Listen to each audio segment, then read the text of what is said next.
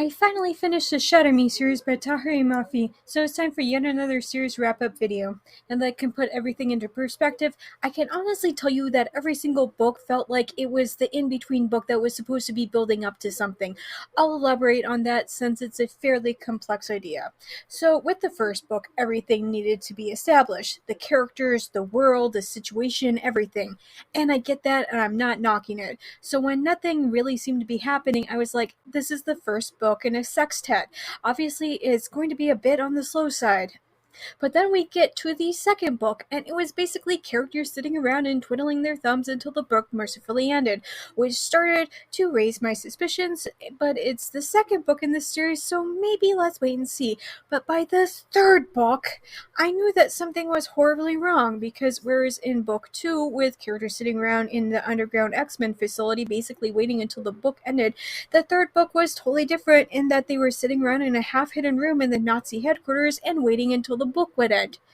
It's almost like the author never got the message that books are supposed to actually have stuff happen in them, a driving force that moves the plot along, that the bad guys are supposed to have goals and the goals of the heroes are supposed to be to take down the bad guy.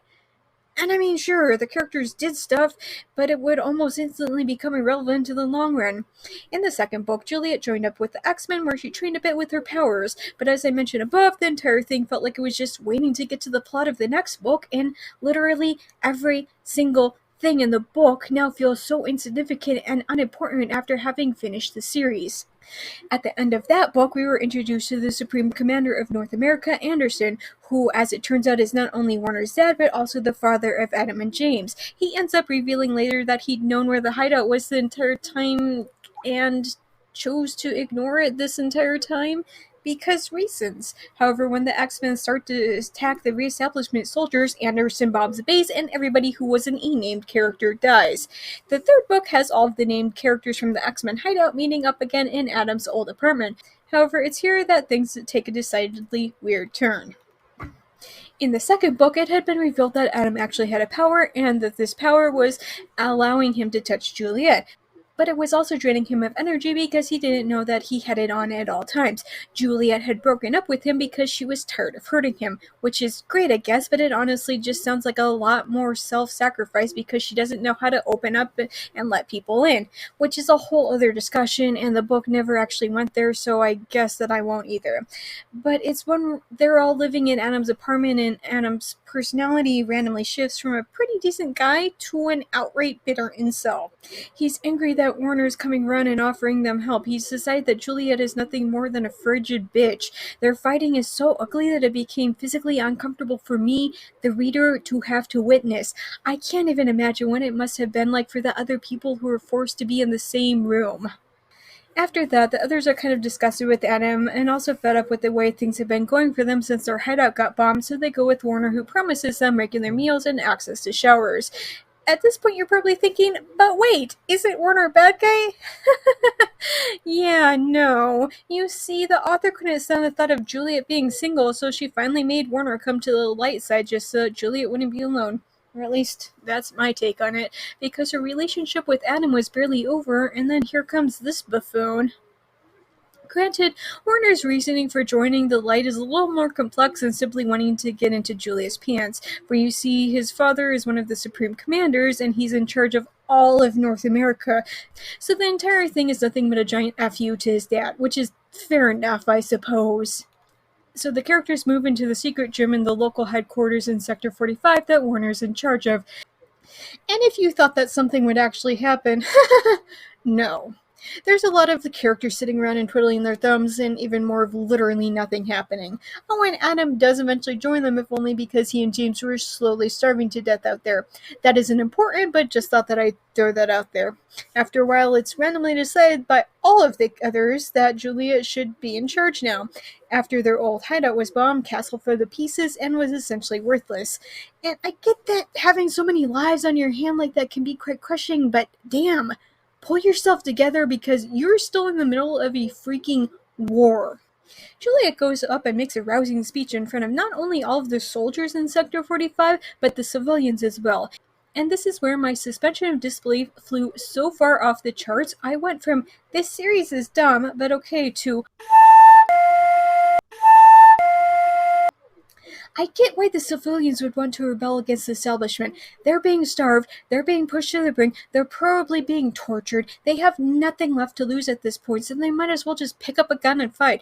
But it's the soldiers that give me pause, because Juliet goes all Braveheart in them, and suddenly 100% of them are 100% behind her. Not a single one of them is completely and utterly loyal to the reestablishment and believes completely what they have to say.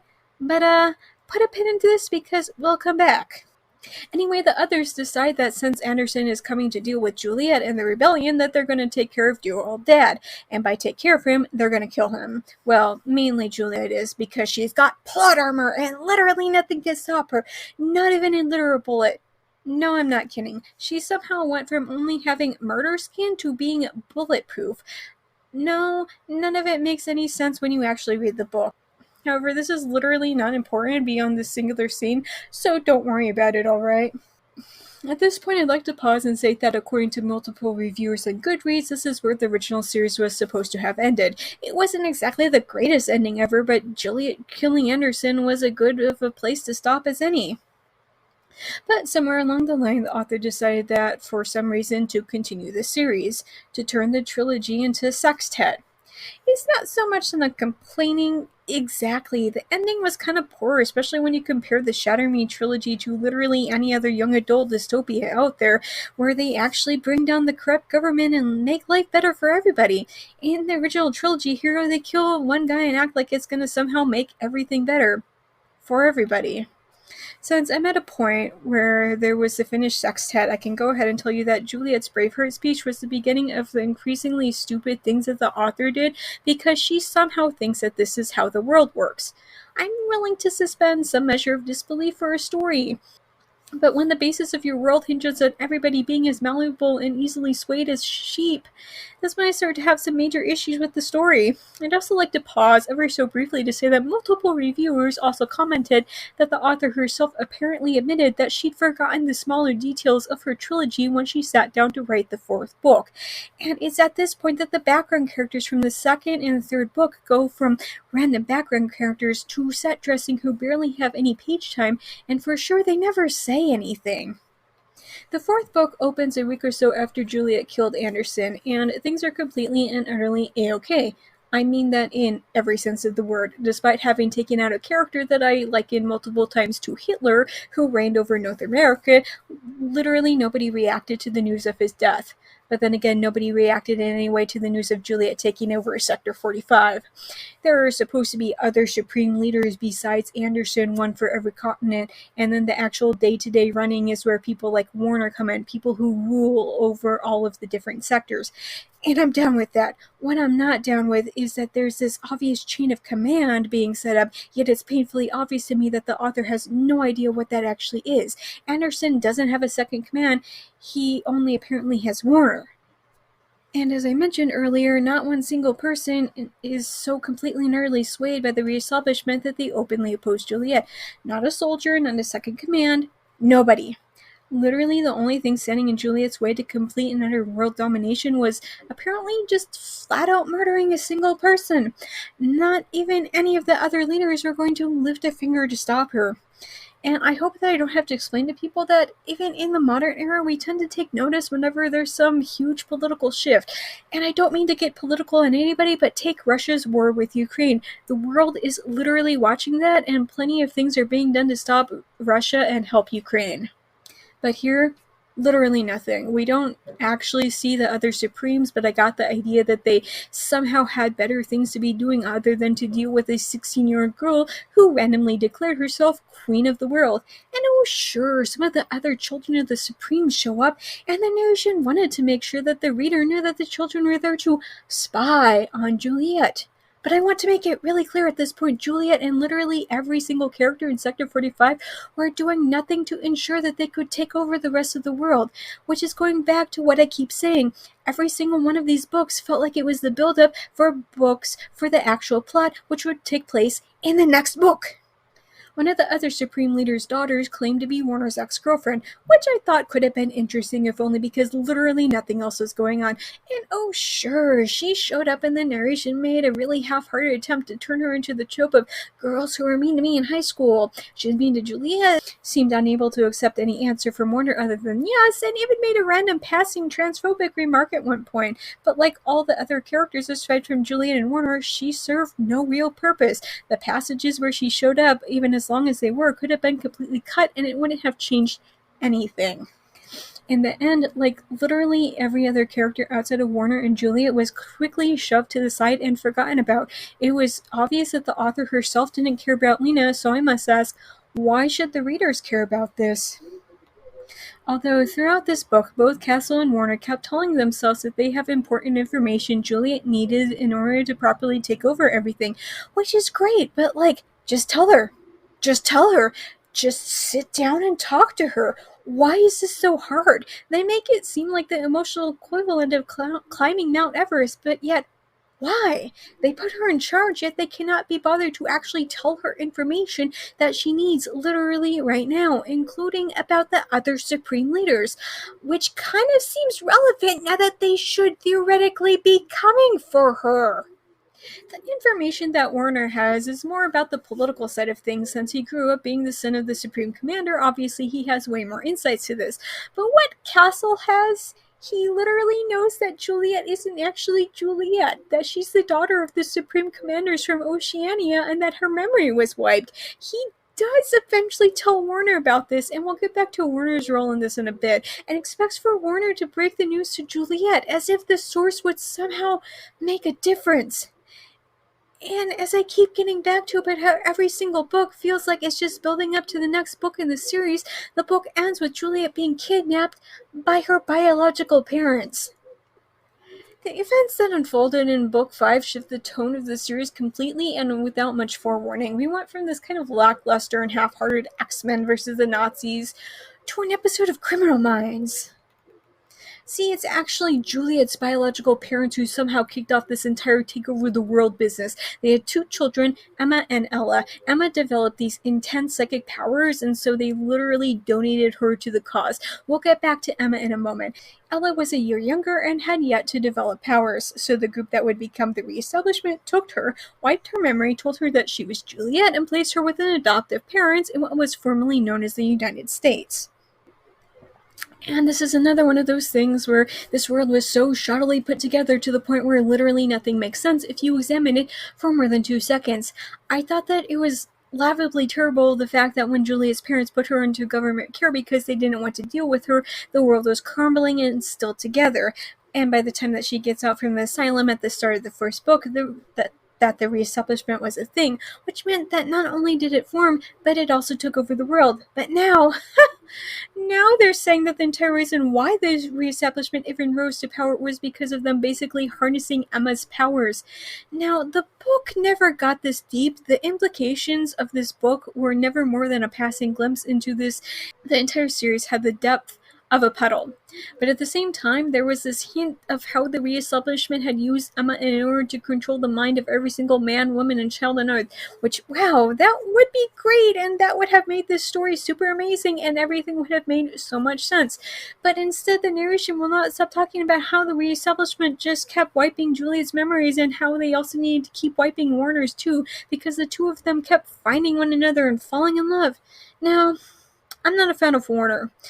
If books 1 through 4 failed to convert me to his side, book 5 isn't going to do anything. By Warner's own confession throughout this series, he actively participated in atrocities. He contributed to the destruction and rewriting of books. He helped carry out experiments on the girl who was later identified as being Emma. Lord knows what else he did that he never admitted to, but just went along with whatever his dad asked him to do. I'm all in favor of characters getting redemption. There's nothing wrong with suddenly realizing that what you had done was wrong. And also, Warner is so full of these sympathy points with his tragic backstory, what with his daddy beating him and then seeming to murder his own wife. But Warner says that he hates his father and wants to join up with the cause to take the Reestablishment down after years of blind obedience to his father. He says that he feels sick at the thought of what he did to Emma after finding out that it was Juliet's sister, but not the idea that the thing in the tank was a living person who 100% felt pain whenever he tortured her into obedience. Dude didn't care about torturing her when he viewed her as being less than human. He only began to care the second that Castle told him that it was Juliet's sister, which makes me question that he would have continued to not care. Brings me back to the idea of what Warner did that the narration never brought up, that he never viewed as being important. Did he murder puppies in front of school children too? I know that a lot of fans of the series really like Warner and were on Team Warner from the first book. I didn't see it in book one, and I began to understand where they were coming from in the third, especially when Adam turned into an angry incel. But I mainly think about how Warner's moral code seemed to revolve around pleasing Juliet and had nothing to do with him actually regretting any of his decisions. Anyway, back to Juliet being kidnapped by her biological parents. As I mentioned, the entire thing read like an episode of Criminal Minds. Juliet's mother was somehow between June Cleaver on meth meets Dr. Frankenstein. Evie wanted the dutiful daughter she'd lost, or as normal people call it, she literally sold to Nazis, but she also didn't want the willful disobedience that come with the person Juliet was. You know, the person who was shaped by Nazis wiping her memory constantly, intentionally putting her with a foster family that they knew was going to be abusive and terrible, and then locking her up in a literal dark hole for close to a year. No idea why Juliet would fight against literally everything her biological mother stood for. Anyway, Evie tried to wipe Juliet's memory, but this failed. Like everything else in the series, the reasoning was hinted at but never outright said. That reasoning is this book's largest Dua Machina, Emma. Juliet play-acted at being the obedient daughter. Evie wanted her to be until Emma got into Juliet's mind and told her to leave. And I'm all for psychic abilities, but as I said, at times, Emma's powers wanted to be a walking duec machina.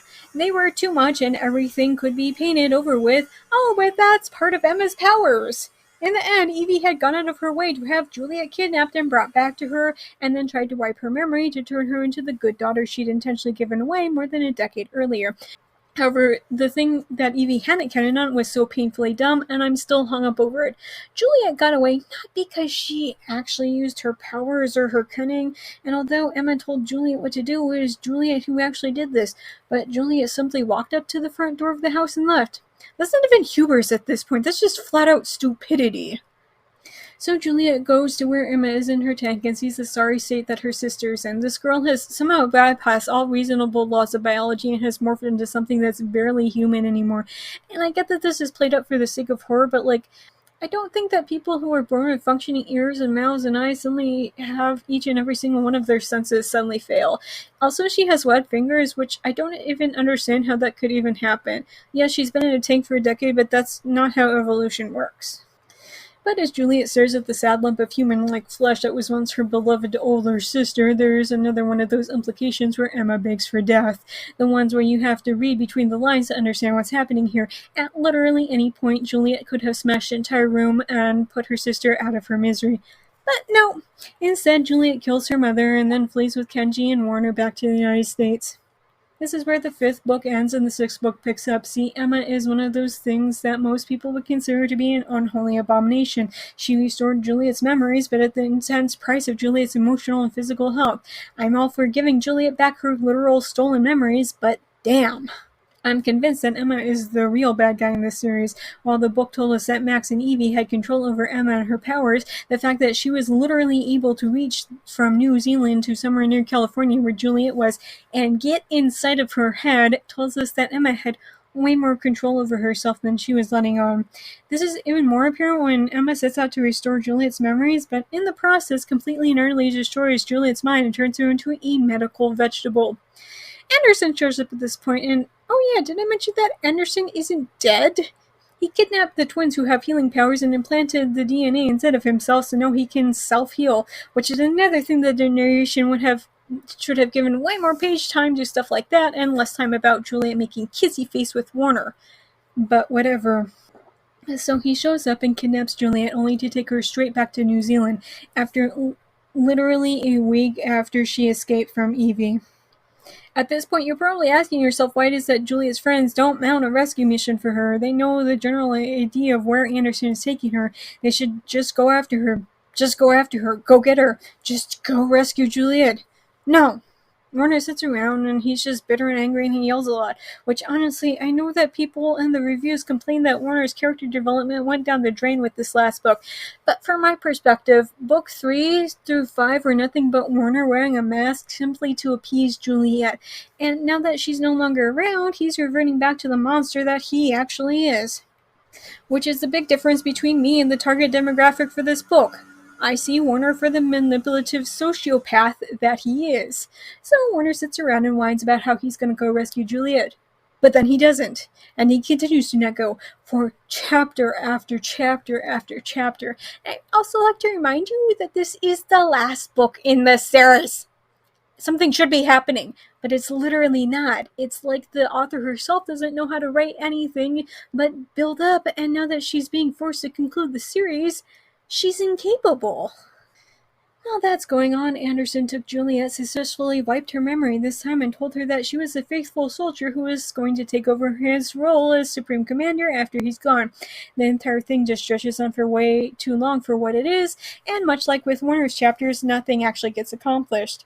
It's more of the author's inability to actually resolve anything.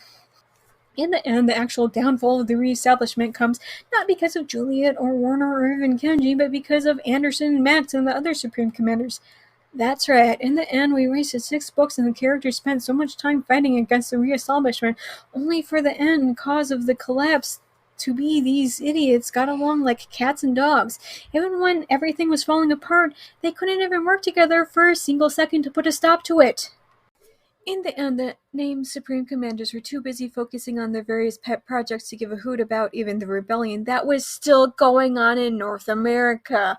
Like, even after one of the Supreme's daughters proved that she was working with them, she still somehow had unlimited access to the systems, even more than a week after her betrayal, because not even her own father could be bothered to lift a finger to even so much as say, "Hey, so my daughter betrayed us. Anyway, you there, underling, remove her from the systems." One reviewer said that the ending of the final book felt like the author got bored with the series, and it really did. Everything was half-hearted, rushed, and made no sense. The entire building randomly collapsed and was on fire, but we were literally inside the head of 2 of the 3 people as they were going on the rescue mission to save Juliet from Anderson. At no point did they take down structural support walls, set fires, or even place bombs.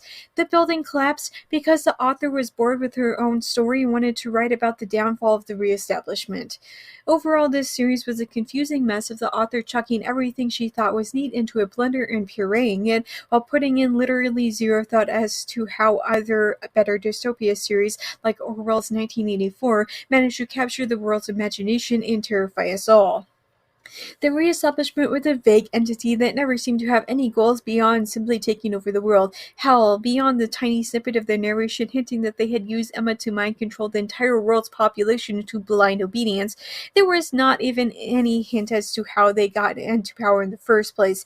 It kind of seems like a group of friends just kind of woke up one morning and said, "Hey, let's take over the world," and something that started off as a joke quickly spiraled out of control.